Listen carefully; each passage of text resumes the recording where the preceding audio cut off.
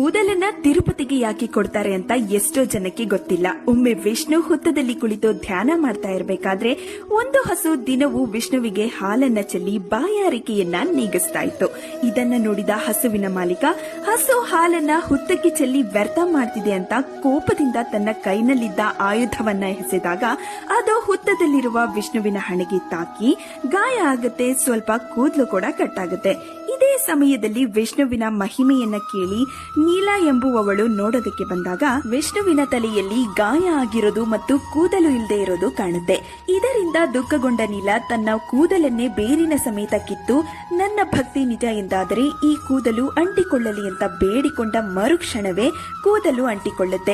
ಈ ಒಂದು ಕಾರಣದಿಂದಲೇ ತಿರುಪತಿಗೆ ಸಾಕಷ್ಟು ಜನ ಮುಡಿಯನ್ನ ಕೊಡ್ತಾರೆ. ಸೊ ನಾನು ನಿಮ್ಮ Sonu, welcome to my page.